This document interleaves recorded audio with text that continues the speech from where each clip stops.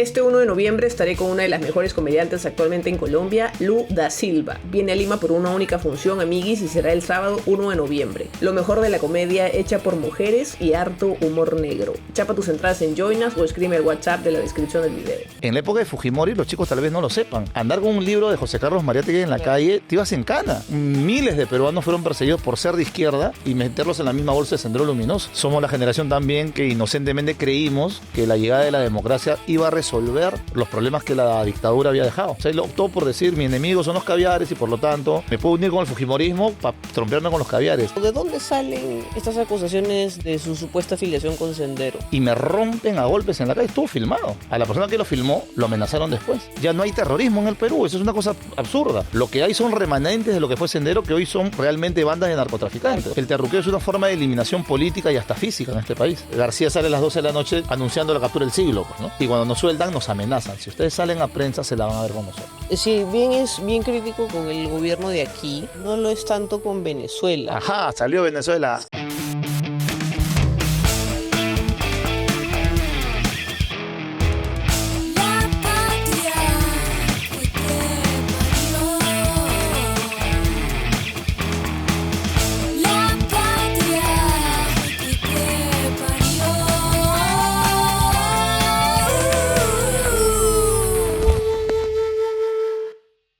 Hola, ¿cómo están? Bienvenidos, bienvenidas. Mi nombre es Carolina Silva Santisteban y este es un nuevo episodio de su podcast La Patria que te parió. Y hoy tenemos a un invitado nuevamente del Congreso de la República. Me aceptó el toque, estoy contenta. No tuve que perseguirlo tanto. Así que le doy la bienvenida al congresista que entró por Perú Libre, pero ahorita ya es parte de otra bancada, Guillermo Bermejo. Un gusto, Carolina, un gusto estar aquí en el programa. Sí, no había por qué no aceptar la entrevista, al contrario, me pareció muy ameno tu forma de hacer este tipo de programas que me parecen muy chéveres, además, ¿eh? Gracias, sí. Gracias.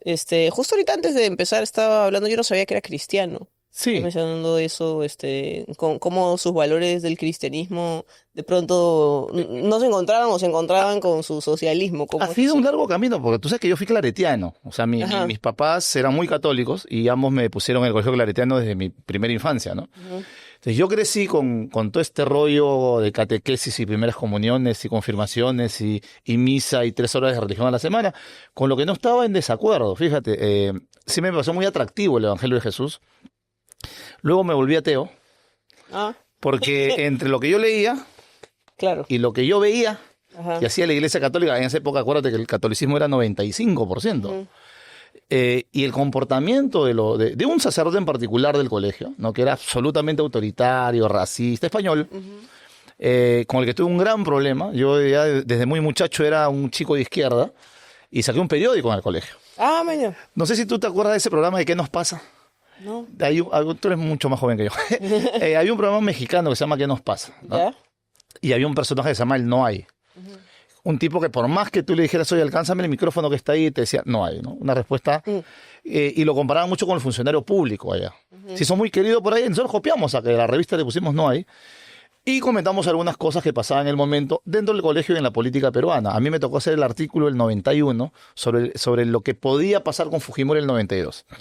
Y me atreví a decir, como ya decíamos mucha gente en esa época, que lo más probable es que venía un golpe. Y el cura me crucificó, pues, ¿no? O sea, yo puse el artículo, la revistita se vendió mucho en el colegio.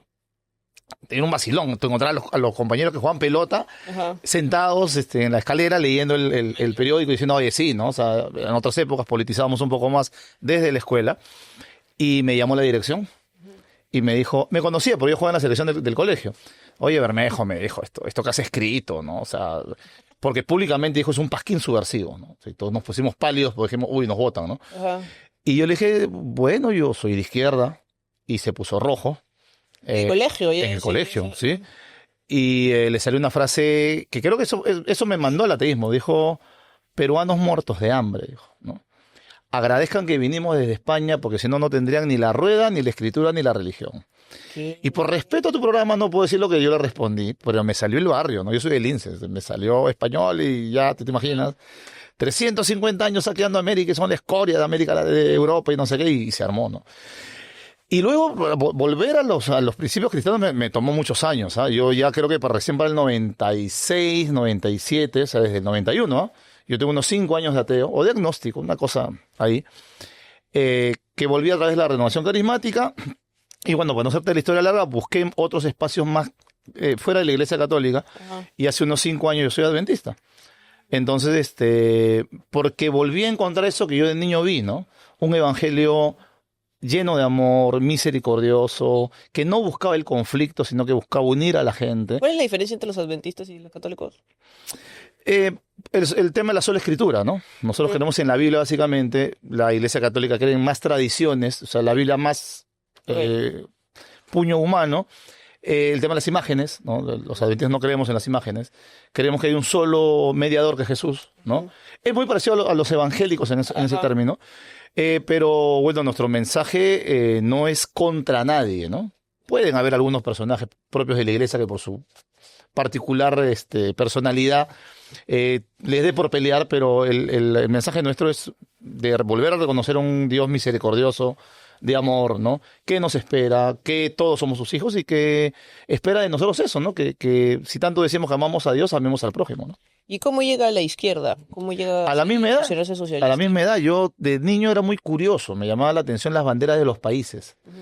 Y encontré la bandera de la Unión Soviética, de China y del bloque socialista. No sé si usted se acuerda, pero había un bloque socialista en Europa, ¿no? Sí. Cada bandera tenía alguna particularidad. Y eso me jaló a revisar en las enciclopedias de ese entonces. No había internet, chicos, lo siento. Buscábamos en libros qué significa el socialismo y qué significa el comunismo. Y a mí me sonó a que era la versión política de la religión. La definición y es sentido común. Sentido común. O sea, que todos tengamos las mismas oportunidades, se viva con lo mínimo elemental, que las riquezas se socialicen para que alcance para todos. Y me atrajo desde muy chico. Para mi suerte, creo yo, conocí a un exalcalde de Atevitarte, a Franklin Acosta. Él ya dejaba de ser alcalde cuando yo tenía 14 años más o menos. Y mi papá, que fue de derecha toda la vida y que se burlaba de mí, cuando se hace amigo de él por el fútbol, le dice, oye, piensa como tú, le dice al alcalde. Conversa, pues, ¿no? Y él tiene una actitud conmigo de realmente de maestro-alumno, ¿no? Él me daba, yo veo que los chicos a veces se quejan ahora de que, me dejaron para leer, ¿no? Bueno, Franklin me dijo, si tú quieres que yo te dé una escuela de formación, estas son las reglas, ¿no? Y él me daba un libro semanal a mis 14 años, ¿eh? Y yo tenía que llegar el día sábado a su casa con un resumen escrito y exponerle qué había entendido yo del libro. Y él luego me daba una explicación, bueno, obviamente más profunda, un tipo que me llevaba pues 30 años por lo menos. Y así fue durante años conmigo. Entonces yo me afinqué en las ideas de izquierda desde muy chico. Somos de la generación que fue recibida por las dictaduras, ¿no? O sea, nosotros cuando nos hicimos jóvenes, llegó la dictadura, la persecución. En nuestra época formarnos fue muy difícil porque en la época de Fujimori, los chicos tal vez no lo sepan, andar con un libro de José Carlos Mariátegui en la calle, te ibas en cana. Y o sea, en cana no es que te detuvieran en una comisaría, tú sabes, te podían torturar, matar, desaparecer. Porque te asociaban con terroristas. Inmediatamente, ¿no? Miles de peruanos fueron perseguidos por ser de izquierda y meterlos en la misma bolsa de Sendero Luminoso o del MRTA. Y mi generación fue pues la que se levantó en el 97, ¿no? Nosotros fuimos los jóvenes que salimos a marchar cuando se tumban el Tribunal Constitucional, la dictadura, y los que marchamos hasta los 4 suyos. Somos la generación también que inocentemente creímos que la llegada de la democracia iba a resolver los problemas que la dictadura había dejado. 25 años después nos damos cuenta que todavía estamos lejos de eso, ¿no? ¿Y cómo se siente ahorita siendo parte de un congreso donde justamente sale una nueva generación de jóvenes a marchar? Pero feliz, ¿no? Mira, eso de dar consejos me parece un poquito soberbio, pero si me aceptan uno, ¿no? Los chicos tienen que aprender a politizar. El error de mi generación, Carolina, el error de mi generación, que nosotros pusimos todos los huevos en la canasta de la lucha contra la dictadura y no politizamos. Entonces, cuando llegó el 2000, ¿quién ganó? No ganaron las propuestas de los jóvenes que salíamos a marchar, no como algunos quieren contar la historia, que era contra la dictadura nomás o por elecciones limpias, perdóname, no nos la van a contar a lo que estuvimos en la calle. Nosotros queríamos una nueva constitución, porque la del 93 fue una constitución hecha en dictadura, con un referéndum que fue fraguado por la dictadura, y con un modelo económico que ya nos anunciaba lo que hoy estamos viviendo. Esto de las AFP fue creado, por ejemplo, y eso los jóvenes lo deben saber, esto fue hecho por el neoliberalismo y la derecha de este país, no solo el fujimorismo. Lo aplaudían desde los bancos, desde las cámaras de comercio, socios de la dictadura, ¿no? Y hoy creo que, si bien es cierto, esto es una movilización espontánea que hay que saludar, que hay que defender, tienen que meterse en política. Esto no lo van a solucionar los de siempre, y aunque les digan que código Nepal, código Indonesia, lo que es cierto que en abril van a haber elecciones. Sí. Y que al margen de que se partidaricen, ¿ya? O sea, porque una cosa es hacer política, otra cosa es partidarizarse. Tienen que levantar bien sus banderas, ¿no? De lo que quieren. Y este país no va a cambiar si no llamamos a un referéndum por asamblea constituyente para empezar, ¿no? ¿Cómo es que empieza, o sea, cuál es su primer contacto con la política? ¿Cuál es el primer partido? Porque yo no sabía que había postulado por el APRA. Claro, Franklin cuando se estaba yendo, él tuvo un problema de salud después, formó un grupo independiente en Vitarte. Y le dieron ir solos. En esa época se podía definir faltando 15 días. ¿Con qué partido te ibas, no? En el tema municipal. Todos pensamos que al final podía ser con el movimiento Nueva Izquierda, porque el PC y Patria, los dos hicieron un partido que se llamaba a inicios de siglo Nueva Izquierda. Entonces, bueno, es una peleita dentro de la izquierda para que se vaya para allá, ¿no? Nos asombró un día, dijo, no, nos vamos con el APRA. El APRA originalmente era de izquierda. Claro, mi abuelo fue aprista. Mi abuelo fue un hombre que peleó al lado de Aya de la Torre, claro, de Luis Alberto Sánchez, de Armando Villanueva, ¿no? Yo tengo un concepto muy diferente, ¿no? Mi abuelo siempre me marcó el territorio. Me dijo, no, el APRA auroral, el APRA de Aya de la Torre, el APRA que peleó contra las dictaduras, y el APRA que se degenera a partir de la muerte de Aya de la Torre, ¿no? Ajá. Ese APRA ya, pues, es cualquier otra cosa, ¿no? Rompe con sus ideas. Pero ese es el APRA donde se unió, porque entra en el... Fue muy corto, porque mira, eso inició a finales de agosto, que era la inscripción, y la elección fue la primera semana de octubre. Y fue terrible, además, la relación con los señores del APRA en Vitarte, ¿no? ¿Cómo así? Porque yo, pues, toda mi vida andaba con mis pueblos de Mariátegui, pues, ¿no? Con mis ideas de Velasco. Yo siempre saludo las ideas de los clásicos del socialismo, ¿no? Yo siempre me hace escuchar hablar, cuando hay espacio para hacerlo, del manifiesto, de el Estado y la Revolución, porque son ideas que son como pilares de las ideas del socialismo, y obviamente con un aprista eso no le puedes hablar. O sea, él quiere que le hables del antiimperialismo y el APRA, o 30 años de aprismo, o los libros que escribió García. Claro. Entonces la relación fue muy mala, ¿no? Y ahí quedó también, ¿no? Yo me peleé con Franklin por eso. Dije, mira, esa me la van a chantar, me la van a preguntar el resto de mi vida, le dije, ¿no? Sí, y me pasa, fíjate que tú me lo preguntas. Pero claro, lo que pasa es que en los 90 no había partidos de izquierda. Ajá. Entonces éramos colectivos, muy parecido a lo que están haciendo los jóvenes ahora, desde las universidades, de los barrios. Estaba integración estudiantil, por ejemplo. Perdón, no era integración estudiantil, era Juventud Popular, lo que había en los 90, ¿no? Y estaba la Federación de Estudiantes. Entonces, los estudiantes íbamos con la federación y con los gremios de universidades, y los otros marchaban con Juventud Popular o con grupos parecidos, que eran muchos, ¿no? Pero luego, el 2004, formamos Todas las Voces. Todas las Voces fue un colectivo que tuvo como pilares básicos, no éramos muchos, éramos una treintena de muchachos, el tema de la extradición de Fujimori, el tema del acompañamiento de las víctimas. Nosotros somos muy, muy amigos de los familiares de Cantuta, con Gisela, con Carmen, con Raida. Ellas saben, nosotros hemos estado con ellas 30 años. Hemos estado en las buenas y en las peores. Fuimos hasta Chile para ver el tema de la extradición de Fujimori. Allá nos agarraron a palos también, por cierto, los carabineros chilenos. No, una historia maravillosa. Apoyamos el tema de la hoja de coca, ¿no? Cuando dice que fueron a Chile, ¿a quién se refiere? Cuando... Fue, o sea... ¿como movimiento, como organización? Lo que pasa, no, fue una invitación por parte de los familiares de Cantuta que trabajaban con la Coordinadora Nacional de Derechos Humanos. Ajá. Me parece que la invitación de allá le hizo Amnistía Internacional y a PRODE. Ya que, mira, no quiero ser ingrato, porque a lo mejor hubo más grupos, ¿no? Y a mí, a nombre de mi colectivo, me invitan. Por el acompañamiento que siempre hicimos con el tema de Cantuta, ¿no? Y fue una locura, pues fuimos en bus, bueno, en el bus de la Universidad Cantuta, que se nos malogró en Moquegua, luego tuvimos que parar ahí, llegamos a la frontera, y de ahí hasta Santiago de Chile, donde hay que pintarlo como fue. Si bien es cierto, hubo represión por parte de los carabineros, el pueblo chileno se portó maravillosamente con nosotros. O sea, tú puedes creer que donde estaba Fujimori viviendo, es un barrio pituco, pues, por llamarlo así, ¿no? Claro. Y la gente salía de sus casas a darnos agua, a darnos fruta, a decirnos qué cosas necesitábamos, necesitamos estar al baño. Algunos salieron a bailar con nosotros ahí, porque fue muy artístico. O sea, los chilenos llegaron con guitarras, con zancos, con payasitos, con toda la onda cultural de allá, que es muy fuerte, la verdad, la movida cultural en Santiago. Nos acompañaron todas las noches. y el 100% de los chilenos nos decían cuándo se lo llevan. Amiguis, he creado un grupo de WhatsApp, por fin, lo que tanto me pedían, exclusivo para los amiguis, solo se va a difundir aquí en el podcast o en los videos que se suban en este canal. Puedes unirte de forma totalmente gratuita, así vamos a poder conocernos mejor. Yo voy a estar ahí haciendo chacota con ustedes, te dejo el link en la descripción. O sea, no lo querían en Chile.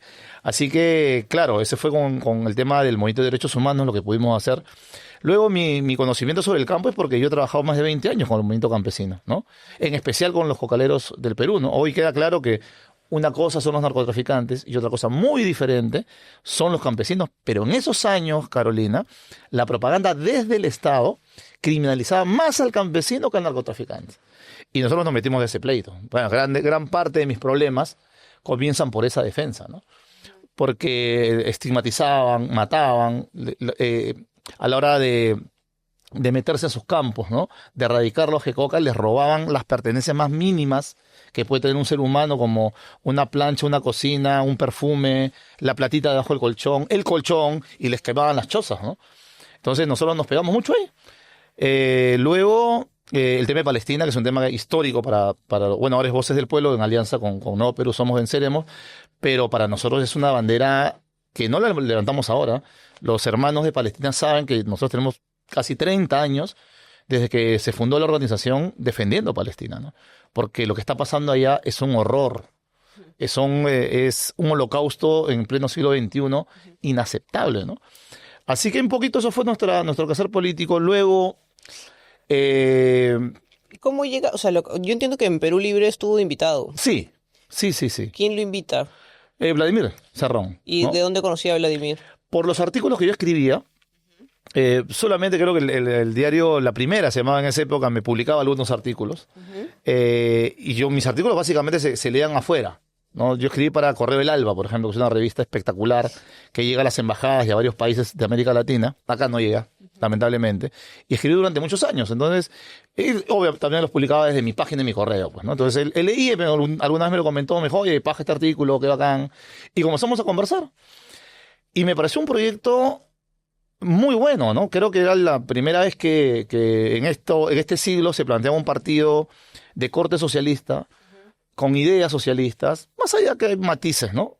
¿Pero cree que efectivamente era un partido marxista-leninista como se proponía en su plan? Mira, lo que pasa es que hay un error, ¿no? Creo que nadie como Fidel lo ha planteado que es un partido realmente. Un partido no es un producto hecho. Es un producto que constantemente tienes que irlo moldeando. La gente que ha creído que ya tiene el partido, que el partido es el Espíritu Santo de Dios y que no se equivoca y que todo el mundo tiene que bajar la cabeza ante lo que diga el partido, ese día comienza su debacle, tal cual. Entonces, mi discusión con él siempre fue respetuosa, ¿no? A mí me sorprende lo grosero que a veces es él por Twitter conmigo, pero mi discusión con él siempre fue respetuosa, ¿no? Yo le decía, el partido era así, era 0,5 nacional, fue un partido regional. Pero para llegar a ser un partido nacional en un país como el nuestro, con la fragmentación absoluta que hay, sobre todo en el campo popular, donde los matices, lejos de ser una cosa que nos ayude a crecer, a veces nos confrontan, porque si no le das check a lo que yo quiero, nos mechamos, ¿no? Había que hacer un trabajo que todo partido tiene que hacer, que es un trabajo de frente. Él no, o sea, él optó por decir, mi enemigo son los caviares y por lo tanto me puedo unir con el fujimorismo para trompearme con los caviares. Lo que te demuestra que justamente lo que iba a tu pregunta, que no entendió nada del marxismo-leninismo. No lo entendió, porque nuestros enemigos son los fascistas. Los que quieren destruir incluso esta democracia de la que él se burla y que nosotros tratamos de defender porque nos costó a nosotros. A los que salimos en los 90, a los que nos persiguieron, nos gasearon y nos palearon, no nos hace ninguna gracia que la gente mire por debajo del hombro lo que queda de democracia. Sí entendemos la molestia, ¿entiendes? Pero queremos resucitarla, ¿no? Queremos ampliarla, engrosarla, perfeccionarla. Y para eso tienes que entender que tu partido tiene que tener las puertas abiertas no solamente a el segundo piso de la construcción, sino entender que tú no tienes la razón absoluta. Entonces, actuar como un jeque, ¿no? Es absolutamente equivocado, ¿no? Nadie lo dijo mejor que Mariátegui y Barrantes. O sea, ambos coinciden en algo, ¿no? El tema del Frente Único. Entonces, en ese Frente Único entran todas las variantes y las tendencias, ¿no? El arte del liderazgo no es cerrar la puerta y gritar y pegarle un insulto y etiquetar a cada uno para no hablar más con ellos, ¿no? El arte de ser líder es justamente tener la capacidad de entender el contexto, el porqué, la validez de la propuesta y la capacidad de convencer cuáles son las prioridades y cuáles no. ¿Y cree que por su relación con la izquierda, o de dónde salen estas acusaciones de su supuesta afiliación con Sendero? Por el trabajo en el campo, ¿no? Por el trabajo en el campo. A mí en el juicio me ponen una foto donde hay 30 personas y parece que hay 2 o 3 que han tenido problemas con el terrorismo. La única cosa, ¿no? Y yo les he explicado, o sea, ese fue un evento hecho por la municipalidad de Huanta, provincial. Yo recibí la invitación de la municipalidad de Huanta. Estaban jueces, fiscales, miembros de las Fuerzas Armadas, policiales, catedráticos de universidad. Era una fiesta porque se había aprobado la ley de la Universidad de Huanta. Y yo venía exponiendo en Lima el Tratado de Libre Comercio y la Asamblea Constituyente, ¿no? Y como pegó mucho en Lima, mucha gente dijo, oye, ¿a quién traemos, no? Como para que sea una charlita chévere. Y me llaman a mí. Coincidentemente, es lo que pasa cada año, hace más de 20, que es el Festival del Oje Coca en Pichari. O sea, donde vienen catedráticos sobre el Oje Coca de media América Latina, Carolina, de media América Latina, ¿no? Vienen profesores de universidades colombianas, bolivianas, incluso argentinas, gente que sabe mucho del tema, organizaciones sociales de todo el mundo, gente interesada. Te llegan empresarios que están interesados en hacer bebidas energizantes a base de hoja de coca, por ejemplo. Ajá, claro. Es una fiesta que acaba pues con no sé, con Corazón Serrano y con el Grupo 5, ¿no? Y yo me voy para allá también. Entonces es una acusación sin fundamento. Además ¿Pero solamente por esa foto? Porque dicen que no, pero llena de mentiras. Porque ¿qué pasa cuando arranca la acusación? En el gobierno de Ollanta, si no me equivoco, querían quitarle 500 hectáreas de tierra a los campesinos de allá para poner una base militar norteamericana. Cuando a mí me dan la noticia, no lo creí. Porque Ollanta no, pues, ¿no? O sea, Ollanta no puede hacer una cosa de esta magnitud sabiendo cómo es la gente de allá que votó por él el 100%, creo. Y cuando me dan los documentos, sí, efectivamente, les querían quitar 487, para ser exactos. Ni siquiera eran terrenos donde se sembraba coca.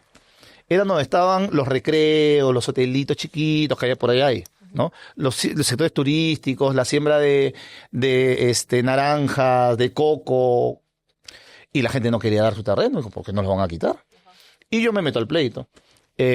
Fui por un par de semanas y comencé a ir frecuentemente, casi durante 1 año y medio, más o menos, o 2 años.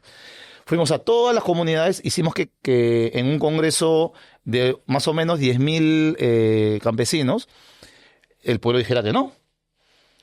Y ahí yo recibo la primera amenaza, ¿no? Viene un grupo de militares y me dicen así, pasan de frente, todo un parque gigante, ¿no? Pasan por mi lado, como pasa mucha gente saludando, les gustó el discurso, y pasan y me dicen, ahora vas a ver lo que es el Estado. Y yo me quedé así como, ¿pero qué cosa hice, no? Entendiendo después, porque en el momento no lo entendí, claro, se les cayó un negocio de más de $400 millones, que era lo que pensaban meterle a la base militar norteamericana, que es violatoria pues a la soberanía nacional, ¿no? Entonces cuando a mí me detienen, me secuestran en la calle. A mí no me dicen, oye, fulano de tal. No, vienen y me agarran a la fuerza y me quieren subir una camioneta. Yo me resisto, no veo placas, no veo documentos, no veo nada. Y me rompen a golpes en la calle. Estuvo filmado. A la persona que lo filmó, lo amenazaron después. Uno de los que denuncia el secuestro es Hernán Núñez, que era regidor de la Municipalidad de Lima, que yo estaba con él minutos antes. Y me hacen una llave de ahogamiento y me desmayan y me suben al carro. Yo llegué cojo. El médico legista dijo que no tenía nada. Tenía la espalda yo negra de golpes, ¿no? Y me meten en una celda 17 días, Carolina. ¿Eso fue en qué año? No me acuerdo, 2014 creo. Pero lo grave del asunto es que al día siguiente viene un coronel y me dice, mira, esta es la lista de gente que yo quiero que tú digas que también están en Sendero. Y yo, ¿cómo? Sí, para que te vayas ahorita. Si tú dices que uno de estos es, ahorita te vas. Y yo dije, en la vida, pues dije, o sea... Yo no sé por qué estoy acá, no sé por qué me han traído, no sé quién habrá dado mi nombre, pero yo no le voy a hacer lo que me han hecho a mí a otra persona. No. Y en la noche me ponían ratas dentro de la celda. Yo estaba 1 de la mañana y prendían las luces así a toda fuerza para que no duermas. O sea, yo estuve más de los 15 días que es por ley, estuve 17. Y el juez que vio el caso, un juez honesto, dijo, oiga, acá no hay nada. Porque mintieron además, durante años, ahora ya no lo dice la prensa, pero durante años decían que había un acta de sujeción mía firmada de puño y letra. Y yo le dije, preséntenla. Ajá. Y hay un video con los quispe palomino, preséntenlo y nos ahorramos el juicio, ¿no? Y en más de 10 años del proceso nunca han podido demostrar nada. Y claro, esta es la tercera vez que me juzgan, imagínate. Y la acusación viene de la fiscalía. Claro, es que lo que pasa es que la Fiscalía, la Procuraduría y la Policía Antiterrorista se ha quedado sin clientes. Ya no hay terrorismo en el Perú, eso es una cosa absurda. Lo que hay son remanentes de lo que fue Sendero, que hoy son realmente bandas de narcotraficantes. Claro. Y fíjate, yo estuve exiliado.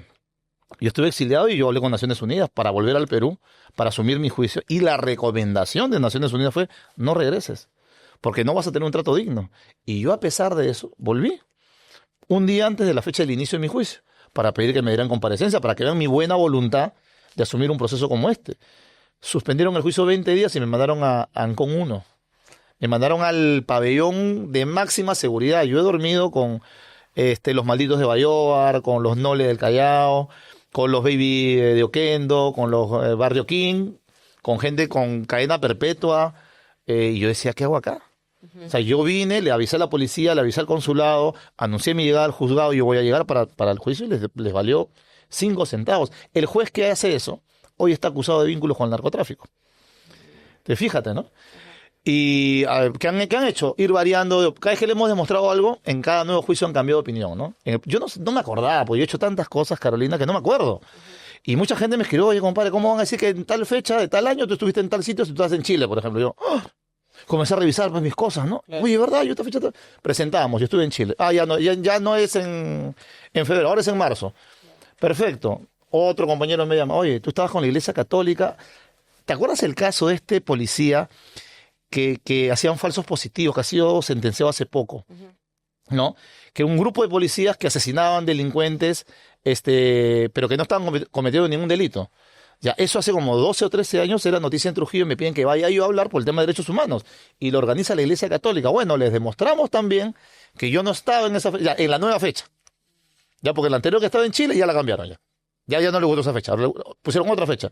Les volvimos a demostrar, miren, que estuvimos en esta invitación de los pueblos de allá, con la Iglesia Católica. ¿Legalmente usted no tiene la posibilidad como de contrademandar o algo así por las...? Sí, pero eso demora mañana, tarde y nunca. Pues tú sabes que los familiares de Cantú han recibido más o menos justicia de la Corte Interamericana de Derechos Humanos. ¿Cuánto, Carolina? ¿25 años después? 25. Y luego el Estado cumple como se le va ocurriendo, que es una de las grandes cosas que tiene que cambiar en este país, ¿no? Así que no, yo afronto este tercer juicio que casualmente se inicia después de la toma de mando de la señora Boluarte. No es casual. No es casual. Y lo estamos afrontando con tranquilidad. Desde que ganó Castillo o un poco antes, incluso. Yo he sido absuelto 2 veces ya. Cuando no era congresista y cuando fui congresista. Y esta sería la segunda, pero a nadie en el planeta Tierra se le ha juzgado 3 veces por lo mismo. A mí me escriben juristas de otros países y me dicen, pero esto es verdad, ¿sí? Pero ¿cómo es posible? Si incluso, o sea, las absoluciones han sido del conjunto de los magistrados, ¿no? O sea, la primera sala por unanimidad, la segunda sala por unanimidad. Pero sube a la Suprema y la Suprema ya se maneja de manera política, pues, ¿no? Entonces yo sospecho que a mí me quieren tener entretenido con este juicio hasta el final de los tiempos, ¿no? Pero no tengo ningún problema, pues no han presentado ninguna prueba en más de, ¿cuánto? Más de 10 años, ¿no? Y, por ejemplo, ¿no cree que algo así, una acusación como esa, le puede jugar en contra, por ejemplo, ahora que quiere ser candidato presidencial? Pero ahí yo lo veo al revés, por ejemplo, Carolina. Mira, el pueblo peruano, con las manifestaciones del 22 y 23, entendieron de qué va el terruqueo. El terruqueo es una forma de eliminación política y hasta física en este país. Si yo digo que este podcast es de Sendero y que tú eres de Sendero, ya es suficiente para que mañana te caiga la DIRCOTE y te abran un juicio y demás, ¿no? No tienen forma de probar absolutamente nada, pero te estigmatizan. Ajá. Y el peligro de estigmatizar es que luego vale todo, pues, ¿no? Sí. Te dicen, fulano de tal es tal cosa y por lo tanto, por eso es, pues por eso le hacen los juicios, por eso le hacen la campaña, algo debe haber, juegan con la psicología de la gente, es un trabajo psicosocial que hacen con ellos, pero creo que la población ya sabe qué significa que te digan terruco. Terruco es el que piensa, terruco es el que protesta, terruco es el que piensa diferente. Supongo que depende también de qué parte de la población se hable, ¿no? Porque cuando yo he hablado, o sea, lo que pasa es que yo en el 2021, pues, de las elecciones, yo publiqué un video sobre el plan de gobierno de Perú Libre. Y me empezó a llegar una cantidad de mensajes de, oye, pero no has visto que este es terrorista y no sé qué. Y claro, y normalmente viene de gente como muy privilegiada. Claro, además. De la pituquería de Lima. Entonces igual hay un sector que ese estigma lo tienen hasta ahorita y no se lo va a cambiar Pero nadie. es triste porque son los mismos que odian a Velasco y los que se comieron la campaña de te voy a quitar tu laptop, tu iPhone claro, y claro. tu carro. Cuando yo salí de un evento por Palestina, recién creo que había pasado la primera vuelta. Ujú. Y estaba un dirigente de Alianza Lima, yo soy hincha de la Alianza, y estaba por ahí. O sea, no estaba en el evento de Palestina, pero estaba por ahí. Y su esposa se me hace una señora que se nota que tiene educación, ¿no? Y me agarró el brazo, me dijo, mira, yo con usted sí puedo conversar, porque no pienso como usted, pero yo veo que usted por lo menos está informado de las cosas que dice. Yo, señora, ¿qué pasa? Le digo, ¿usted me garantiza que no me va a quitar mi casa? Claro. Y yo me quedé así, señora, ¿usted estudió dónde? ¿En qué colegio estudió? Ya, me tiró un nombre eso de arriba, ¿no? Ve y reclame. Y usted ha estudiado en la universidad y usted me acaba de decir que estudió en Europa. Ujú. Señora, ¿en qué parte del plan de gobierno de nosotros vamos a expropiar casas, autos? Ahora, póngase a pensar un poquito más, le dije, ¿no? ¿Para qué lo haríamos? Usted no soporta ni a su familia cuando lo visitan, pasó el tercer día, no ya quiere votar a los primos ya de la casa, ¿no? Y para meter a quién en su casa, ¿cómo haríamos eso? A ver, póngase a pensar, ¿cómo lo haríamos? ¿Lo sacamos a ustedes para meter a quién? ¿Se imagina la chamba que sería esa? Sería una batalla campal, además. Entonces, no es lógico que ustedes les hagan creer una... Me llevo la laptop de su hijo, de la suya, ¿para quién? Me le saco el celular a usted, ¿para quién? La camioneta de usted, ¿para quién? No tiene asidero, pero lamentablemente el peligro de una sociedad que no politiza, que lee poco, que no se involucra, es ese, ¿no? Que piensan por ti y te meten ideas en la cabeza que tú terminas asumiendo como válidas. ¿Y cuál fue? No sé si se refería hace rato a la que me contó, no sé si estamos hablando de la misma, o en el 2010 fue detenido por un supuesto futuro atentado en la Embajada de Estados Unidos. Ah, ya, esa es otra, esa fue antes. Ujú. ¿Tú te acuerdas del caso BTR? Había Business Track. Ya. Ya.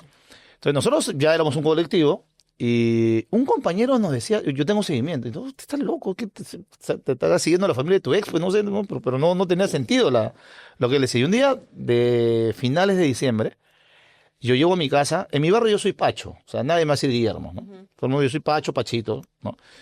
Y Guillermo Bermejo, yo volteo y 3 gorilas se me tiraban encima, ¿no? Lo saludo y luego el fiscal sale, le dije, oye, ¿qué onda con ustedes? ¿Qué pasó, no? No, que hay una denuncia que acaba de haber armamento de explosivos. Y yo, pasen, les abrió la puerta, le dije, señor fiscal, lo único que le pido es que usted se hace responsable si estos señores a mí intentan ponerme algo. Y finalmente buscaron de mi casa para arriba y para abajo y no encontraron nada. Nada. En la casa del otro compañero tampoco.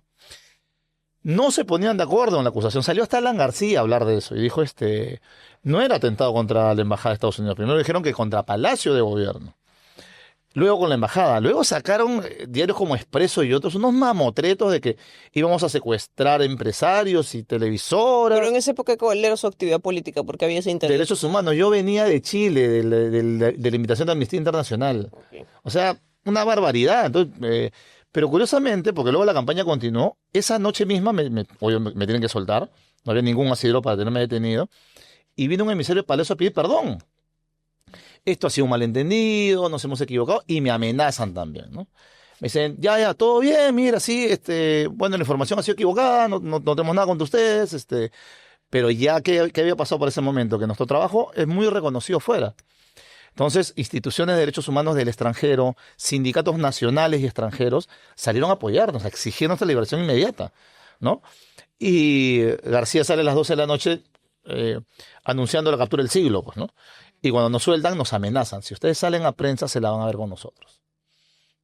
Yo lo primero que hice fue ir a prensa, ¿no? Me acuerdo que en esa época fuimos donde Rosa María Palacios a explicar que era una barbaridad. ¿Qué nos enteramos después, Carolina? A mí me llama La República, siempre se me va el nombre, no sé si fue Edmundo Cruz o el otro, siempre se me confunden, y me dicen, ¿tú seguimiento de qué has sentido? No, de nadie, le dije. Me hacen unas preguntas más y al mes saco un reportaje. ¿Qué se estaban canjeando esta gente? Business Track había vendido un psicosocial que obviamente alegremente compró el gobierno de García, porque lo que querían era privatizar la seguridad de Palacio de Gobierno. ¿Quién reafirma eso? En otro libro distinto, me parece que Gustavo Gorriti, cuando habla de Petroaudios. Porque los audios, estos que comprueban lo que te estoy diciendo, desaparecieron de la fiscalía. Entraron, se los robaron y no se supo más de ellos. Y el libro de Raulito Wiener, que en paz descanse, que se llamaba Fe de Ratas. Entonces, fíjate, nosotros nos terminamos enterando un año después que habíamos sido parte de un psicosocial hecho por el gobierno de García, con la única intención de entregarle la seguridad del Palacio de Gobierno a empresas ligadas a la Marina. Y necesitaban pues vender un falso positivo, ¿no? Y vendieron eso a fin de año del 2006 o 2007, me parece. Y como congresista nunca pensó proponer un proceso, es que no sé si exista esa especificación, pero ¿no siente que se toma muy a la ligera aquí en Perú terroquear a la gente? Sí, O sea, claro. ¿no debería haber como algún tipo de legislación sobre eso? Porque a alguna persona se le puede destruir la vida o el futuro profesional, por lo menos. Mira, yo opté por seguir peleando, pero mucha gente, amigos míos con los que comenzamos estos proyectos, se fueron. Dijeron, no, compadre, o sea, no se puede, ¿no? O sea, hablar en este país de Mariátegui o de lo que pasó en América Latina es una condena al terrorismo y te quedas sin chamba. A mí me ha pasado, yo me he quedado desenganchado varias veces, ¿ah? Laboralmente. Ujú. Y te tachan. Pero claro, el tema que creo que estos años hemos estado como a la defensiva, ¿no? Lo que tú necesitas para cambiar una serie de legislaciones es tener gobierno y ser poder. Lejos de eso no vas a poder, más allá del Pero tema cuando estaba Perú simbólico. Libre, o sea, ya tenían igual una bancada más o menos importante. O sea, ¿por qué no se...? Cuando yo vi la bancada, cuando yo los vi en julio del 21, estaba el profesor Castillo, estaba Vladimir y estaba Dina, ¿no? Yo llegué un poco tarde, pues tuve una entrevista temprano y ahí se notaba que recién la gente se iba conociendo. Y nunca me voy a olvidar de la frase que yo le dije a los tres, ¿no? Yo le dije, miren, un consejo. Yo tengo 30 años haciendo política, creo que les puedo dar un consejo, ¿no? Esta bancada es muy variopinta. Hay gente que viene por temas muy regionales, por temas muy particulares. Para que logren una buena cohesión, ustedes necesitan a alguien que dirija esta bancada de una manera correcta. Porque si no, le dije, esta bancada se va a convertir en 5 o en 6 bancadas. Y no me equivoqué. Pasó exactamente eso. Lo que pasa es que al interior de Perú Libre comenzó la guerrita, ¿no? Que los independientes, que los del partido, que los Ujú. profes, ¿no? Y eso, lamentablemente, nunca se llegó a poner, creo yo, a lo mejor no estoy en lo correcto, una persona que pudiera guiar esa bancada, ¿no? Entonces todo el mundo estaba corriendo mucho en función a su región y a lo que le interesaba, ¿no? Y al sector del que venía, y no se gobierna así. No se puede gobernar así. ¿Y cómo llegó? ¿Por la invitación de Vladimir Serrón? Sí, ¿Ya conocía a Castillo? no, yo lo conozco ya cuando va a comenzar la campaña, ¿no? Nos reunimos con él, yo lo llevo a Ayacucho, yo lo llevo al BRAE, que es ahí donde despega la campaña, porque el trabajo que nosotros hicimos en esas zonas es hasta hoy muy importante. El cariño, la buena relación, más allá de que simpaticen políticamente con nosotros, es fuerte en la zona, y nosotros lo llevamos para allá. Tuvimos tiempo para hablar muchísimo con Castillo, tuvimos muy buena relación, ¿no? Muy buena relación. Yo recuerdo al presidente con mucho cariño, ¿no? Y llamándonos siempre para cosas productivas, ¿no? ¿Y qué decía en ese tiempo? ¿Qué era lo que él quería lograr con el Perú? El programa constituyente, ¿no? Nosotros creíamos y creemos, bueno, nosotros, ya hablo desde mi partido, en la necesidad de una asamblea constituyente. Este problema no lo vamos a cambiar porque cambias de nombres, caras, personas o títulos de partido. Eso es una mentira. El modelo económico es lo que nos ha llevado a esto, ¿no? El desangramiento que sufre el Perú es porque las decisiones de carácter político fueron equivocadas.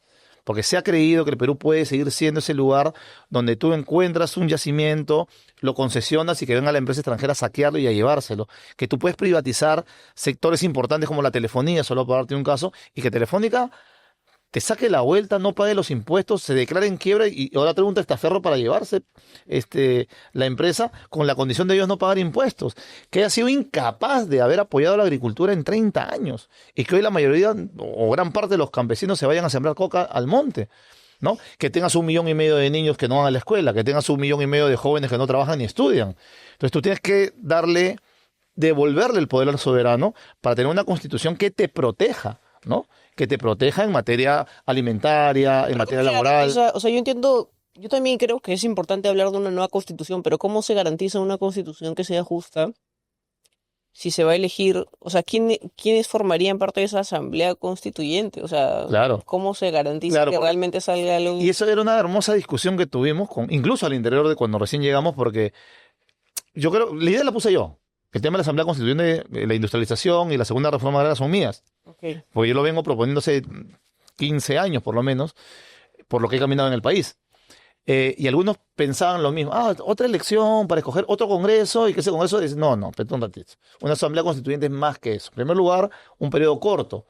Tiene que ser un periodo de un año que se dediquen exclusivamente a hacer los cambios o los nuevos artículos que debe tener una constitución Pero lo que voy es moderna. cómo se garantiza que realmente Efectivamente. Lo otro es la composición, ¿no es cierto? ¿Los partidos políticos deben participar? Sí, pero no solamente los partidos políticos. Yo creo que las universidades deben participar. Claro. Yo creo que los gremios deben participar.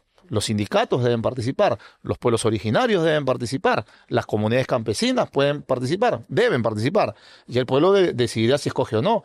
Porque yo creo que el gremio de profesores en el Perú tiene mucho más que decir por la educación que los partidos políticos. Si las asociaciones de padres de familia quieren participar, tendrían muchísimo más que decir sobre el tema de la alimentación de sus hijos en primera infancia, ¿no? El sindicato de construcción civil o cualquier otro sindicato de trabajadores tiene mucho más que decir que un partido político nacido en un restaurante en Miraflores, ¿no? Tienen mucho más para decir. Entonces, garantizar con esa constitución las cosas básicas que debe tener un ser humano y que no tiene hoy, ¿no? ¿Cuáles fueron sus votos justamente ahora que, por ejemplo, cuando se quiso interpelar a Santibáñez? Yo firmé la censura para los dos, para Santibáñez y para Arana, para los dos. Ahí hay una demostración de algo que yo vengo sosteniendo hace tiempo. Por no atacar directamente los problemas tangenciales de raíz, se ha dejado que el narcotráfico avance de una manera brutal, ¿no? O sea, el Perú producía 80 toneladas hace 15 años, ahora produce más de 1000. La minería informal, porque la ilegal ya sabemos, esa hay que combatirla, pero la informal, tú puedes creer, Carolina, que yo he sido presidente de la Comisión de Pueblos Andinos y APUS de la selva me decían, mira compadre, todo bien, nosotros hemos defendido el bosque toda nuestra vida, pero ahora, por la necesidad, estamos permitiendo que ingrese la minería a nuestros territorios. Ni para condenar, ni para... No, pero te termina de asombrar porque es gente que en su mejor sentido, ¿no?, de sus costumbres y sus creencias, han querido defender el bosque durante décadas. Y hoy no les ha quedado otra al ver que se mueren de hambre, que no consiguen trabajo, que no hay apoyo a la agricultura, que los mantienen, como en la época de las carretas, han tenido que abrir sus territorios a la siembra de coca y a la minería informal. Entonces, este tipo de economías han ido ganando metro a metro. No solamente al policía de la carretera, al de aduanas, al de Sudán. No. Ya ahora han ingresado a los altos mandos de la policía y de las Fuerzas Armadas. Demostración básica. En el Bray hay una sola carretera de penetración, una. Y por ahí entra el combustible y los insumos químicos. Y por ahí sale la coca. En Madre de Dios, donde está la minería ilegal, yo hice un artículo hace como 8 años allá. Una sola carretera de penetración. Cómo entra la gasolina, los insumos químicos, los repuestos para las dragas y cómo sale el oro. Han logrado ahora staff de abogados que se dedican exclusivamente a sacar narcotraficantes, sicarios, extorsionadores y mineros ilegales. Pero como sigue creciendo el negocio y hay mucha plata, ahora pues ya son parte del cogobierno con Dina Boluarte. ¿O qué cosa es que este señor que es ministro de Justicia hasta el día de hoy sea abogado de Sari Rosas, que era el brazo de la policía del grupo extorsionadores de los pulpos? ¿Qué cosa es? Y que van al ministerio a tocarle la puerta y decirle, compadre, cumple, ya te pagué, ¿no? Entonces, eso es lo que nosotros decimos, se ha trastocado todo. O sea, ya... ¿Santibáñez de dónde sale, Santibáñez? Es que es lo que tú necesitas cuando estás en los problemas de Dina, pues. O sea, una persona, un buen abogado, ¿no?, un exitoso y reconocido profesional, no se va a poner a negociar información con Culebra o con quien fuera, y va a estar negociando desactivar la DIVIAC. Claro, o sea, necesita hacerle que sin santificar esos espacios, Carolina, sin santificarlos, o sea, la labor del Estado, si tú encuentras una institución o un sector en mal estado, no lo quiebras, lo recuperas, ¿no es cierto? Lo mejoras. Pero como esta es una banda de criminales que nos gobiernan el día de hoy, lo que ellos quieren es buscar la absoluta impunidad, pasando por encima de todo, y necesitas un personaje del perfil de Santibáñez, que es absolutamente cínico, ¿no? Ahora, o sea, si bien es bien crítico con el gobierno de aquí, no lo es tanto con Venezuela. Ajá, salió Venezuela. Lo que pasa es que, Inevitable o sea, pregunta. yo creo en la izquierda, Ajá. pero me siento muy, ¿cómo podría decir? O sea, traicionada o decepcionada, por ejemplo, cuando se ven casos como Venezuela. La gente en Venezuela se muere de hambre. Mira, ahí hay que señalar varias cosas, ¿no? Eh, en primer lugar, el bloqueo. La gente no entiende el bloqueo. ¿Qué es el bloqueo económico? Yo le he preguntado en varios espacios y no me saben responder. El bloqueo económico es que tú, por ejemplo, tú tienes plata en el bolsillo. Y como Estado me refiero, ¿no? Como Estado. Estado peruano tiene plata en el bolsillo. Yo compro los medicamentos en Estados Unidos o en España o en México. Y de repente el bloqueo indica que ya no se te puede vender medicamentos. Pero Venezuela tiene un bloqueo como el que tiene Cuba. Peor, son 3 países los más sancionados en el mundo: Rusia, Venezuela y Cuba, ¿no? En Cuba, por ejemplo, eso le menciono a la gente, tú vendes azúcar, ¿ya? Y en Francia hay una empresa de chocolates, ¿ya? Eh, te estoy planteando que tú eres cubana, o sea, tú eres Cuba. Y en Francia hay una empresa de chocolates. Y tú quieres vender el chocolate en Estados Unidos. Pero en Estados Unidos revisan si en la receta de esa empresa francesa hay azúcar cubana, Sí. no puede entrar. Si tú tienes un barco en el Perú y quieres llevar algún producto peruano a España, pero en el camino te gustaría recoger los habanos de La Habana, ese barco tuyo no puede tocar puertos norteamericanos en Ujú. un montón de años. Sí. Eso es un bloqueo que en la época de los piratas, ¿entiendes? Porque te corta las manos. Curiosamente, lo que nos hablaron 30 años de la globalización y del libre mercado son los que más sanciones ponen a los países que no les gusta, ¿no? Porque mira, o sea, Estados Unidos tiene acuerdos comerciales con absolutas monarquías y dictaduras y no se hace ningún problema. Si mencionamos Israel, nomás con lo que le está haciendo a Palestina, incluso Estados Unidos financia el genocidio palestino a manos de Israel, le vende armamentos y bloquea cualquier tipo de sanción que tenga las Naciones Unidas contra ese país. Pero a Venezuela dejémonos de vainas. Lo que Estados Unidos quiere en Venezuela es robarle el petróleo. No seamos inocentes. ¿Qué hizo Estados Unidos en Irak? Robar el petróleo. ¿Qué están haciendo en Siria? Robar el petróleo. ¿Qué están haciendo en Libia? Robar el petróleo. Pero además, en ninguno de los 3 países que te menciono, con la intervención militar de Estados Unidos, se ha logrado ni ápice de democracia. Pero entonces, o sea, ¿crees que Maduro está ahí de forma democrática? Venezuela han habido en 25 años más de 35 elecciones. Ha habido elecciones, se lo explicaba otra periodista la vez pasada, donde ha ganado la oposición. Claro, en La Asamblea elecciones, no las Nacional. presidenciales. ¿Pero por qué? Porque la oposición venezolana no es una sola, no es como nos pasó a nosotros el 2000, ¿no?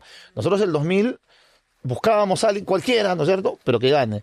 El problema de la oposición al estilo María Corina Machado es que es una oposición violenta. La gente no le perdona en Venezuela a María Corina Machado que plantee, por ejemplo, el bloqueo. No le perdona, ojo, no estamos hablando de los chavistas ni de los maduristas, estamos hablando de la propia oposición. Dicen, no, aguanta un ratito, ¿no? Todo bien, pero no vas a pedirle a una potencia extranjera que invada tu país.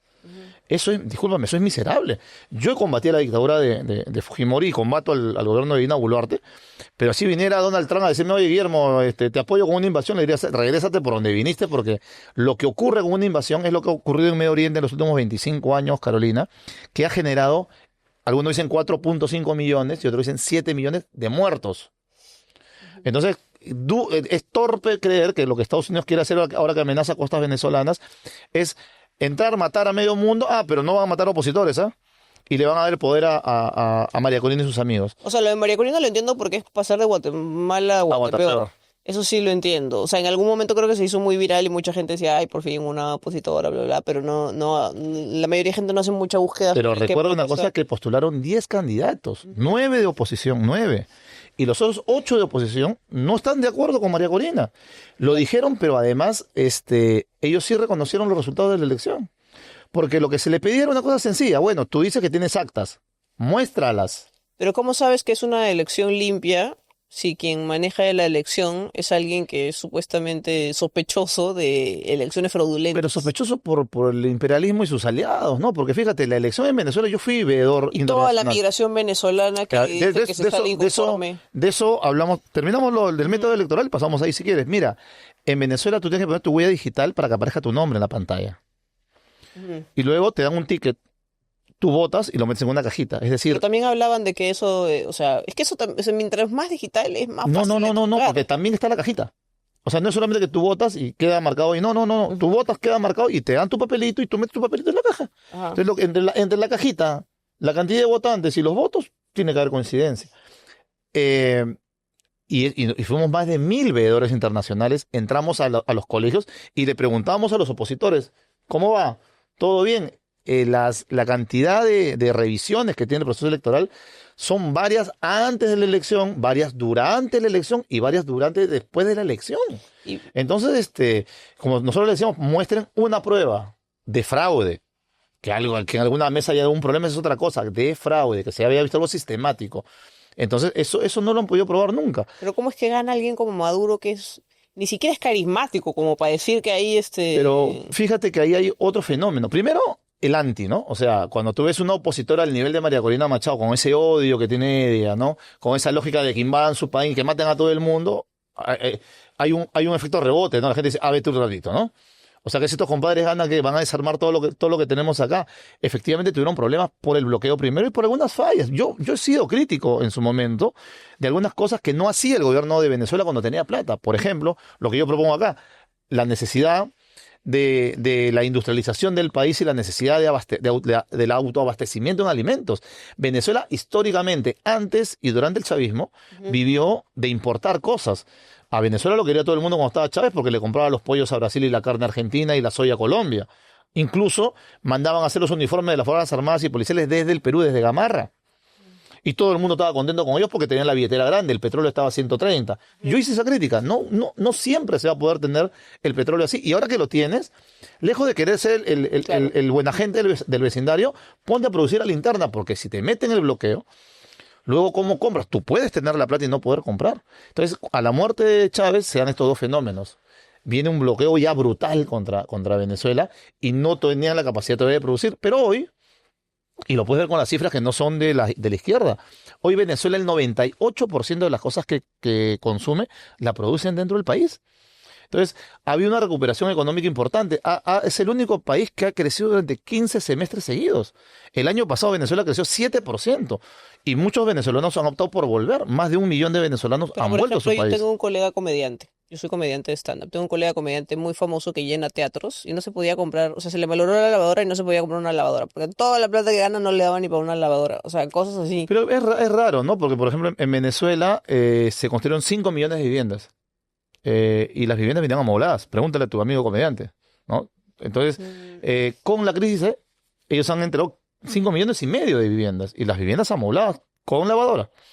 Ya su tema personal no lo conozco, no me puedo meter ahí. Que yo tengo un montón de amigos venezolanos, muchos amigos, incluso tengo amigos peruanos que en algún momento, fue al revés, ¿no? Como cuando Venezuela estaba muy bien, yo viví en Venezuela 2 años. Para allá. En algún momento de mucha bonanza económica para Venezuela, muchos peruanos igual migraron para allá. Pero también tengo amigos que se regresaron. Claro. O muchísimos amigos venezolanos que se vienen con familias divididas porque no se puede vivir allá. Entonces, ¿cuál supuestamente es? Pero la migración es un fenómeno mundial, mira. Pero la migración venezolana... Pero solamente para que tú te hagas una idea. Todos los días, por la frontera de México se va medio... Pero no hay otra nacionalidad más que venezolanos acá. No, sí, hay colombianos cantidad. Pero más que venezolanos. No, pero vamos despacio. Y en los últimos 2 años y medio, del Perú se ha ido casi 1 millón de jóvenes al extranjero. 1 millón. Y nosotros no estamos bloqueados, y nosotros no tenemos ninguna bronca con nadie. Es que migración siempre... Pero nunca 1 millón. Es una ciudad de migrantes. De Lima al extranjero, o sea, del Perú al extranjero. O sea, 1 millón de personas casi. Y si tú le preguntas hoy a la mayoría de los jóvenes, según las encuestas, el 64% de los jóvenes se quieren ir. Si no se van es porque no pueden. Pero si pudieran, se van. Entonces, acá tampoco nadie te alienta la migración. Si hiciera como en Venezuela, donde hubo plata, y yo separo, ¿no es cierto? Porque hay ONGs muy buenas, hay ONGs que dentro de sí toda la economía es estable. Y las otras malas, ¿para quién? O sea, la economía, o sea, la moneda en todo caso. No, porque por ejemplo, si ves crisis como hay en Bolivia o como hay en Venezuela... Pero por ejemplo, en Bolivia no había migración, fíjate. En Argentina el dólar explotó hasta 1.500 con Milei y sus lógicas neoliberales. Claro. Pero tampoco hay migración. Pero cuando tú la fomentas, además, son países que no están bloqueados. Nadie va a entender un bloqueo hasta que no lo pase. ¿Tú te imaginas qué pasaría si un día tú te levantas y dices, ya quiero comprar el repuesto de mi micrófono de aquí? Te dicen, sí, pero el micrófono es hecho en Estados Unidos, pues. Y por lo tanto no hay repuesto para tu micrófono. ¿Quién tiene la culpa, el gobierno o el país que te bloquea? Si tú te levantas... Claro, o sea, yo sí, entiendo que hay un... No se entiende el bloqueo, hay que vivirlo. No, yo estoy en Cuba. O sea, sí, y es una vaina que está estancada en el tiempo. justamente por el bloqueo. O sea, Claro. los carros son de hace no sé cuántos años. Ya entraron unos chinos. Ya, pero por ejemplo, o sea, sí veo, ¿no? Como es en La Habana, sobre todo, porque te vas a otros lados, te vas a Varadero y vives la Cuba turística que es irreal, es una falsa ilusión. Pero tú vas a La Habana y ves a la gente pobre, es una ciudad estancada en el tiempo. O sea, sí entiendes, y de hecho todo se hace ahí, ¿no? Como que todito, Sí, claro. me fijaba mucho en los productos que se comercializaban ahí, todo era hecho ahí. Y sin Pero- embargo, en Cuba ni en Venezuela vas a tener 1,5 millones de niños que no van al colegio. Y sin embargo, ni en Cuba ni en Venezuela vas a encontrar 1,5 millones de jóvenes que no trabajan ni estudian. Pero no. Ni en Cuba ni en Venezuela vas a tener a las mujeres secuestradas llevándoselas a la minería ilegal. Pero lo que pasa Ni es en que Cuba ni en Venezuela la vas a tener en los centros de prostíbulo que hay al lado de los lugares donde hay narcotráfico. Pero no crees que hay una Esa es la falta de parte, como te digo. autocrítica de la izquierda. Sí, pero Porque- espérate, te acabo de dar dos. Te dije dos. Porque, por ejemplo, yo he estado en Cuba y preguntaba mucho dónde comía o de pronto me subía a un taxi, lo que sea, y preguntaba, ¿cómo es acá? O sea, ¿cómo es vivir acá? Porque desde afuera se llega mucho, o sea, es diferente verlo desde afuera, ¿no? Uno puede verlo muy idealizado, que hay Cuba, que es el sueño comunista, socialista, lo que quieras, pero estar ahí, ¿cómo es estar ahí? Yo quisiera. Pero ahí solo la gente me solo decía, para salir, no alcanza la solo- canasta que dan. que alcanza. Ya, pero que supuestamente ya no. Pero ahí tú está vas a ahí una te- tienda y no hay nada. Ahí te hago la diferencia, ¿cierto? Nosotros no tenemos esos problemas. Pero además somos un país rico en recursos naturales.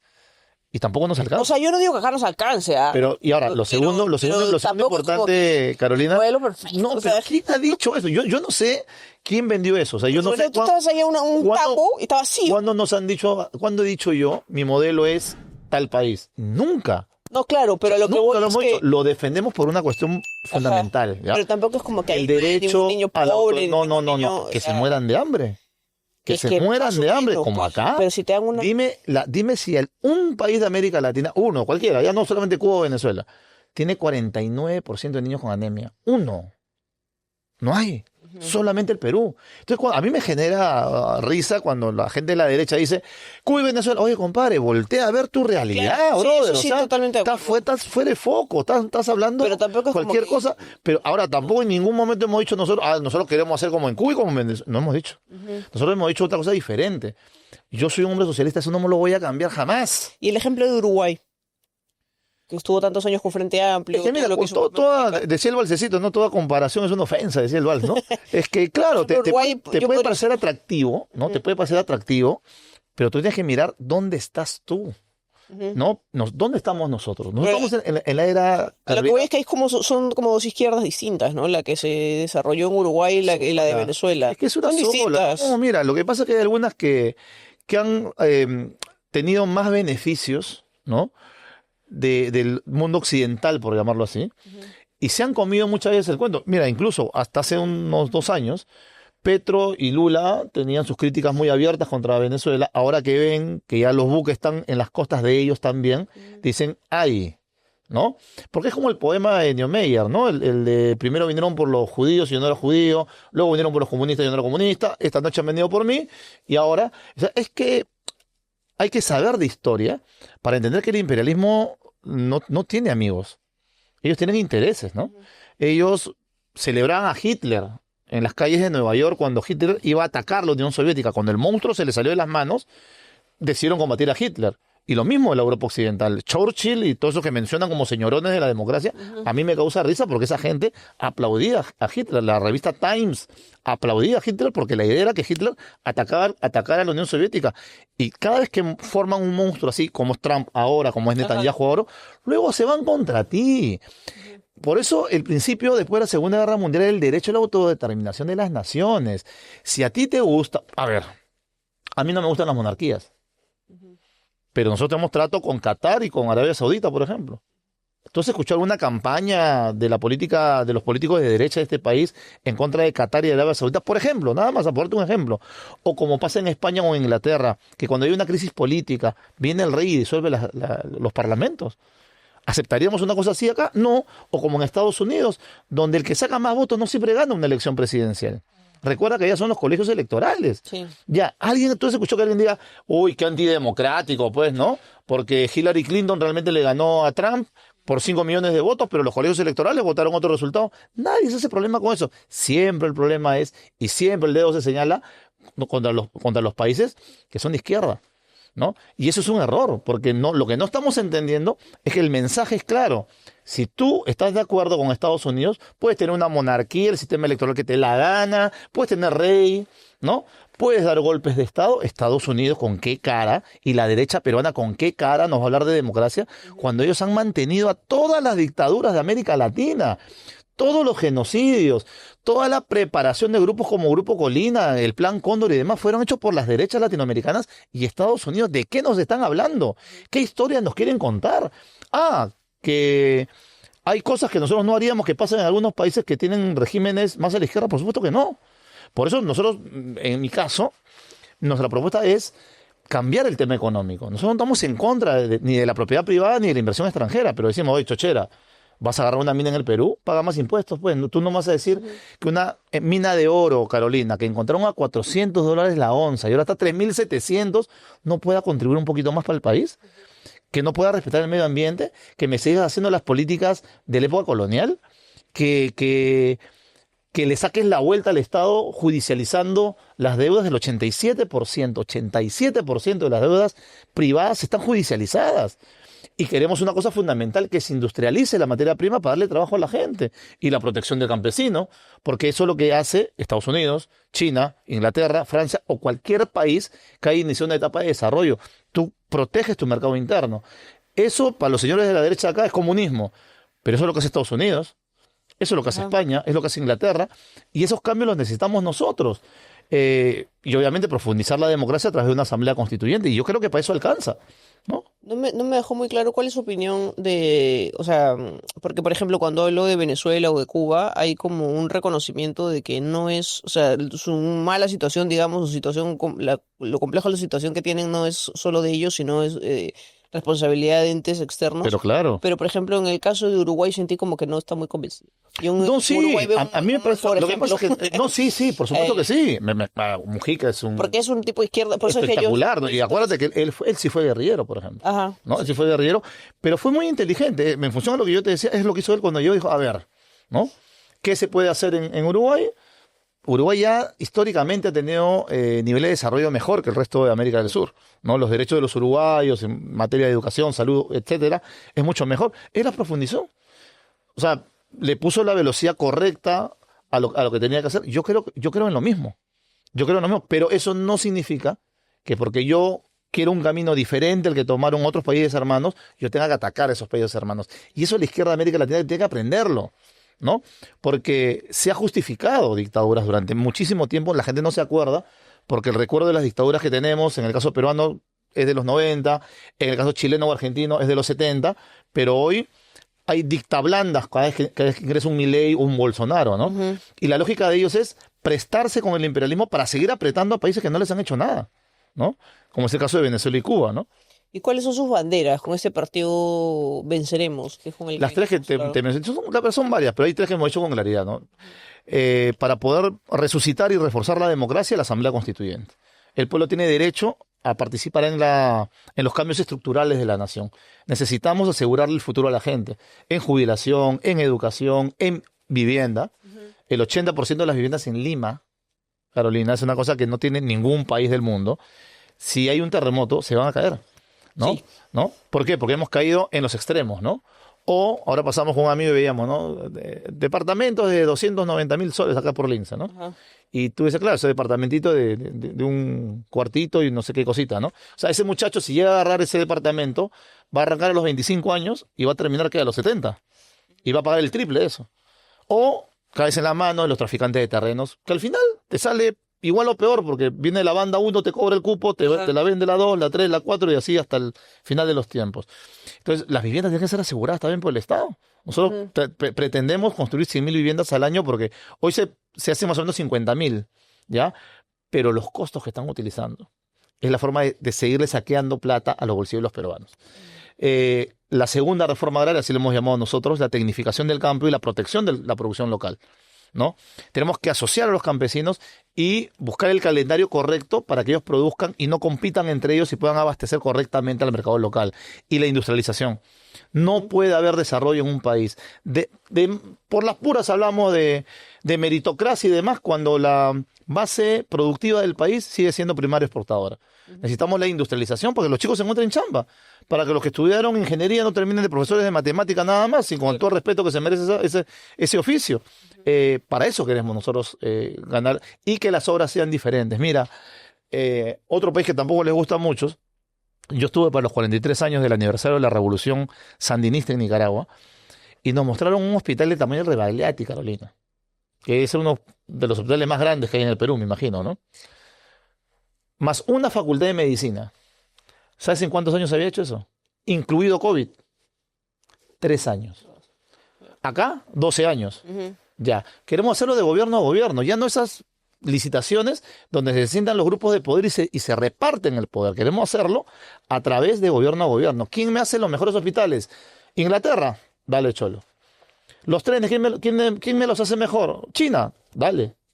Y de gobierno a gobierno, que se acabe la lógica esta de la licitación, porque llega el gobierno 1 o el ministro 1, y el ministro 1, su consultora, su analista y no sé qué, luego cambian al ministro, viene el otro ministro y lo vuelve a cambiar, y la adenda y el cambio, cuando te das cuenta, lo que te debió costar 1, te costó 20, lo que se debió construir en 4 años, se demoró 15. De gobierno a gobierno no va a haber ese problema. Y así es como nosotros queremos entregarle los 65 hospitales que el Estado le debe al país. Y algunos trenes. Hay algunos trenes que serían muy productivos que salgan de la sierra por el tema del mineral. El tren de Tumbes a Tacna, que hoy, fíjate que de esto hablamos, Carolina, hace como 2 años ya. Ya no se puede, nos dijeron de todo. Ha salido el sector privado a decir que si se los damos a alguna empresa que se dedica en este rubro en China, nos lo terminan en 4 años. Es decir, podría comenzarse y terminarse en la misma gestión. ¿Por qué no prometemos más? Porque sería ya demagogia, ¿no? Creemos que este plan se puede ejecutar en los primeros 5 años. ¿Y cuál es la postura del partido con la comunidad LGBT? Pero siempre abierta, ¿no? Tú sabes que los socialistas... Una cosa es decir sí, los tolero, y otra cosa es decir que hay... No tolero, no se trata de tolerar. Nosotros hemos hecho... Yo me acuerdo de una experiencia muy chévere que hicimos en el Foro de la Cultura Solidaria en Villa El Salvador. Y la presencia de la comunidad era fuerte. Pero en un país tan conservador como el Perú, es un país muy conservador. Yo te digo, yo soy cristiano y yo soy muy abierto, seguramente ahora me jalan la oreja en la iglesia, pero yo soy muy sincero. Mi mejor virtud y mi peor defecto es que yo siempre digo lo que pienso. A veces hablo más rápido de lo que quisiera. Y mi relación es como la que tiene que ser con todos los ciudadanos, de iguales, ¿no? Más allá de eso, o en todo caso de respetar o de reconocer que hay una comunidad LGBT que existe, mi pregunta más va hacia, hay, no sé, de pronto personas no sé, postulantes al Congreso, qué sé yo, en su partido, o personas en su equipo, que tengan planes, propuestas para la comunidad, porque cuando me habla de educación, vivienda, salud, que son transversales, ¿no? Exacto, para la todos. comunidad también. Mira, yo tengo una pareja y ella puede tener un seguro de salud y a mí exactamente. Eso, para fíjate, no cuando salió lo de la unión civil en la comisión, vinieron a entrevistarme de frente a mí. Vino Canal N, vino Betel, mira.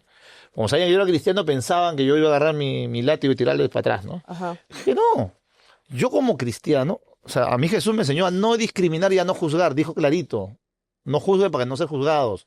No nos dejó esa chamba, ¿entiendes? No nos dio esa tarea, ese legado que algunos se han inventado por ahí, que con sus odios, no me lo dejaron a mí. Y como socialista menos, ¿no? Meterte en la intimidad de la gente es un absurdo. Y yo creo que la unión civil es un gran avance. Es un gran avance porque es una protección que se puede tener en un país tan conservador. O sea, si fuera un proyecto que se propone por un congresista o una congresista X, se contaría con los votos de un... Pero sí, yo lo he dicho abiertamente, es que yo no voto... Mira, Carolita, yo tengo una ventaja, creo, pequeña, pero ventaja. Toda mi vida, yo crecí como siendo de izquierda en un país donde mataban a la gente izquierda. ¿Entiendes? Yo sé lo que es ser minoría. Hoy soy parte de esa minoría congresal que vota en sintonía con la población, que no nos lo reconocen, pero que votamos en sintonía con la población. Y ahora que el congresista Cabero propuso dio una propuesta de unión civil. Y esta aprobó, además. Sí, pero no se llegó a debatir, creo. Porque ellos mismos se han tirado para atrás.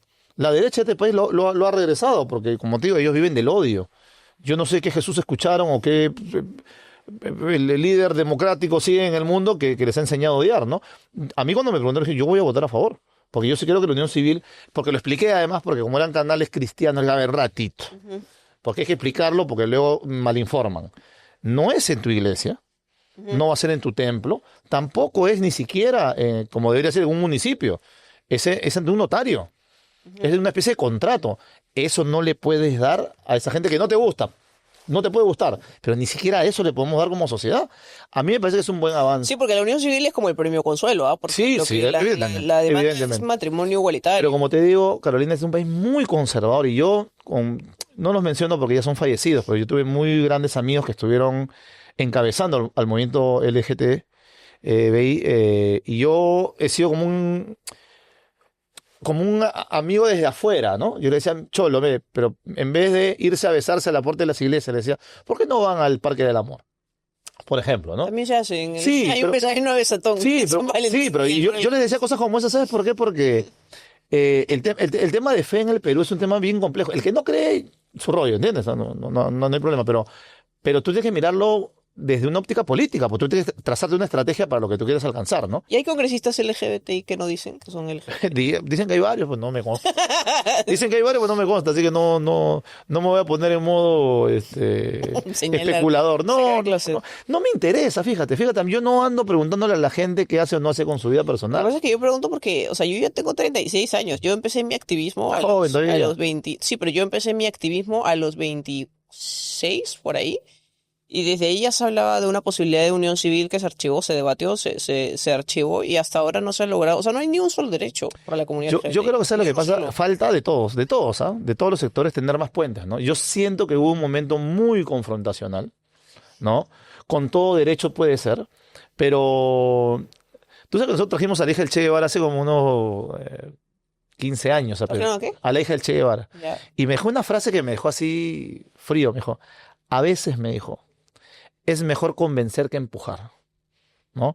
Y yo creo que lo primero que tiene que sacarle de la cabeza a mucha gente son los pajaritos que les mienten. A mí me decían, por ejemplo, la que me entrevistó este canal religioso me decía, pero esto puede ser el inicio, para que lo puedan adoptar. Pero un ratito, ¿en qué parte de la ley ¿Pero dice? qué tiene que decir que adoptar? Espérate, pero espérate, o sea, yo voy a cómo utilizan una cosa que no dice por ningún lado eso, Ajá. para hacer una construcción y una narrativa, Pero tampoco tiene nada de malo. pero para desfigurar lo principal. O sea, lo principal es el tema de la unión civil.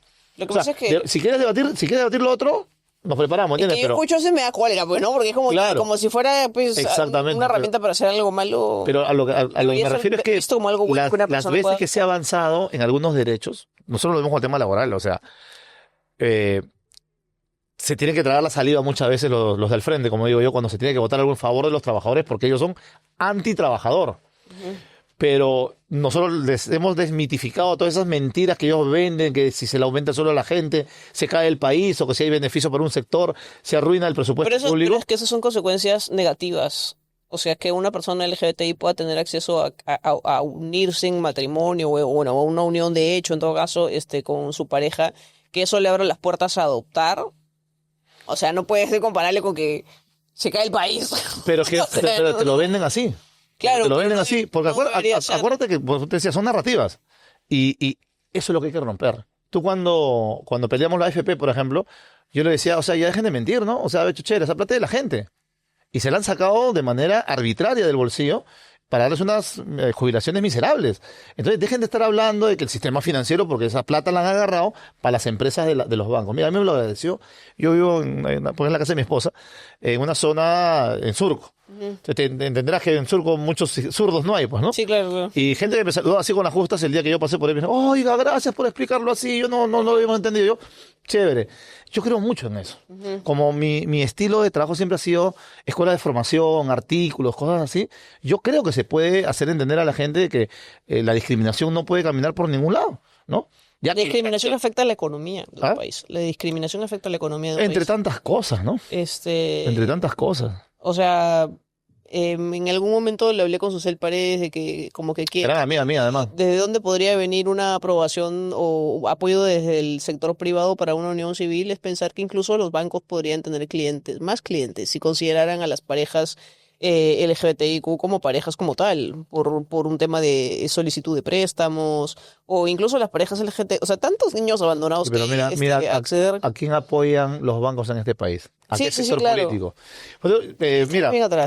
claro, y por ejemplo, Por eso es que pregunto si... Ruth Luque, que es una gran congresista, que yo la estimo mucho a Ruth, ella trajo también un tema, se tocó el tema del aborto, sobre todo a mediados o a principios de este quinquenio, ¿no? Y él le decía, mira, Chola, yo creo que hay dos cosas que hoy puede en la gente entender, ¿no? Porque todo ese rollo, yo cuando quiera lo debatimos, decía. O sea, no, yo hoy no me voy a andar con medias tintas, ni te voy a dar la espalda, mucho menos, pero si quieres que lo tuyo avance un poco, aunque sea en la narrativa, Ajá. aunque sea para que la gente vaya entendiendo de cómo va este tema, efectivamente cuando la vida de la madre está en peligro, no hay nada que discutir. Claro. Y en violación. Fíjate, cuando se incluyó ese tema, era increíble escuchar gente pues que dice ser abogados Sí. y políticos y que son del pueblo y a decirte no, porque si no van todas van a decir que las han violado porque puedan abortar. Y dice, oye, brother, No, López Aliaga eso diciendo está que lo van a pasando. meter en un hotel 5 Es- estrellas. Eso está pasando. Hay casi 500.000 de mujeres que abortan por año, Ajá. ¿no? Y con tu ley o sin tu ley. ¿Me entiendes? O sea, estamos mandándolas al matadero, ¿no? O sea, estamos mandándolas a que vaya con el brujo, con el enfermero y demás. Nadie lo dijo mejor que Mujica. Mira, a mí lo que dijo Mujica me hizo entender de una forma maravillosa y sencilla cómo era este tema. Él dijo, todos somos pro vida, dijo. Todos queremos la vida. Nadie quiere la muerte, decía, ¿no? Pero el aborto es una realidad social. Y dije, wow, este viejo entendió todo. Y por lo tanto, tenemos que reglamentar nada más, ¿no? ¿Cómo, dónde, hasta Es dónde? eso, se legisla sobre una realidad que existe. Exacto. No se legisla. Y claro, y sobre el momento, como le digo yo, ¿no? O sea, el problema de un país despolitizado, y eso va para los jóvenes, que a veces, como nosotros en nuestra época también, nos gana la bronca, la furia, y queremos que no vuele todo por los aires, pero tiene que haber una propuesta después. Porque cuando no hay propuesta, compañera, te iba a decir, cuando no hay propuesta, lo que sucede es que ganan los de siempre. Los conservadores, los que discriminan, los que explotan, los que oprimen, los que te sacan a la policía de la Fuerza Armada cuando quieren tumbarte tu idea. Entonces, yo creo en agendas mínimas. Yo creo en agendas mínimas, Carolina. Tenemos que ponernos agendas mínimas para que el país avance. Porque si no nos quedamos, como te digo, cada uno en su trinchera y que sigan los tiros por encima y la vida pasa por el medio y no logramos solución de nada. Ese es un que esperamos que entre otras cosas ayuden, ¿no? Yo sí creo en los cambios económicos. No me escapo a estos temas particulares porque cuando la economía avanza, está demostrado en los países estos temas, la cabeza de los más conservadores se va perdiendo, ¿no? Porque hoy el trabajador compite con otro trabajador, ¿no? A ti en un ministerio o en un trabajo privado te dicen, oye, pórtate bien, ni me reclames porque atrás tuyo hay como 50 que quieren esta chamba. Pero cuando la cosa cambia, ¿no? Cuando la base laboral aumenta, incluso al capitalista ya no le importa tanto si eres de un color racial, Claro. si eres de una orientación sexual, si eres de izquierda o de derecha. El pata quiere que le vengas a trabajar lo que él necesita. Y por eso creo que la transformación económica ayuda a nivelar a la sociedad, ¿no? En otros países como Europa, estos temas son más, ¿no? Están más por encima, están más visibles. ¿Por qué? Pues todo el mundo tiene chamba, pues todo el mundo tiene una jubilación por lo menos decente, todo el mundo tiene acceso a universidad pública y de calidad. Entonces ya da para estos debates. La gente dice, ¿por qué debatan estas cosas cuando hay otros problemas? Y no es minimizar, ¿no? No es minimizar, pero hay que quitarle el agua al pez al conservador, que al final... Cada lucha es- claro, o sea- todo está concatenado, ¿no? Y hay que tener la fuerza, la suficiente voluntad para hacerlo. Tal vez por mis más de 30 años de carrera política cuesta arriba, nunca le hemos subido a este tipo de debates, ¿no? Pero queremos arrancar por donde creemos que le puede generar un nuevo impulso a la sociedad peruana de tomar esperanza y de entender que ya no están compitiendo, ¿no? De que va a haber un Estado que es un Estado de un país rico, ¿no? Que pueda comenzar a resolver los problemas inmediatos y los otros también, ¿no? Su partido es financiado por Iglesiano. No, para nada. Incluso en mi iglesia está prohibido. Está prohibido que se haga política dentro de la iglesia. Un Bueno pastor, saber. cuando yo entré a la iglesia, fue muy gracioso porque un pastor muy conocido me bautizó y luego él se enteró quién era yo.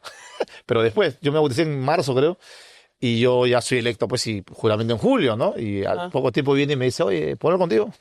Claro, le digo, venga, siéntese. Y hablamos desde marxismo hasta todo, ¿no? Y le digo, no, espérate, es que tu interpretación de esto no es la que yo tengo, ¿no? O sea, para mí el marxismo ni nada de eso es un dogma. Para mí son herramientas de análisis de la sociedad, ¿no? Hay que leer el manifiesto comunista, nomás le digo, para que la gente entienda qué quiso decir Marx, no hay que estarlo interpretando.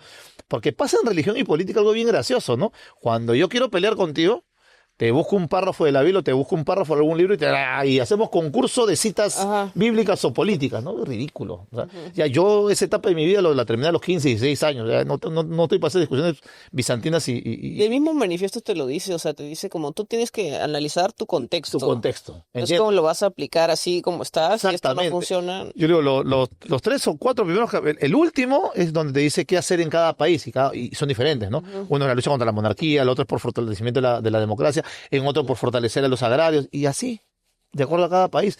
Creer en una sola plana, y lamentablemente la izquierda peruana setentera, ochentera cometió ese error. O sea, estaban más pendientes de lo que pasaba en Pekín o en Moscú, de lo que pasaba en Andahuaylas y en Ayacucho, ¿entiendes? Eso esa lección está aprendidísima en el caso de nosotros, ¿no? Pero hablé con el pastor y me dijo, y además el manual de la iglesia impide que hagan campaña en la iglesia. Le dije, lo último que yo quiero hacer los sábados por la mañana que voy a la iglesia, le dije, es hablar de política. Usted entenderá, pastor, que todo el santo día hablo de política. Entonces, cuando vengo para acá, me desconecto un rato, disfruto la música, disfruto lo que me puedan decir y me voy en paz. Entonces, la propia iglesia adventista no cree en estas cosas de la conexión. Incluso doctrinalmente estamos en contra de que se conecte religión y política, ¿no? Religión y Estado. Que no significa que no podamos hacer labor social se hacemos, ¿no es cierto? ADRA, que es una especie de, así como hay Cáritas en la iglesia católica, hay ADRA en la iglesia adventista, se hace mucha labor social. Yo te cuento así entre broma y broma, porque no lo uso, te lo comento porque salió el tema. Nosotros un jueves al mes llevamos comida a hospitales. Yo cocino, mis manos cortadas, la verdad, de los cuchillos. Yo cocino, pero no voy a repartir para que no se confunda. Entonces la labor social la hacemos desde atrás, va mi esposa, va mi hija, va mi suegra, con otro grupo de hermanas de la iglesia y llevan como 500 platos de comida. Yo cocino unos 70 más o menos. Pero yo no participo, no porque no quiera, me encanta, a mí me encanta ese tipo de trabajo, pero no lo hago para que no digan, está utilizando tema para su campaña. No, todas las cositas separadas, ¿no? Pues bueno, muchas gracias por darse el espacio, por venir a compartir su pensamiento. La patria ideas. Que te parió, ¿no? Sí, así se llama el programa.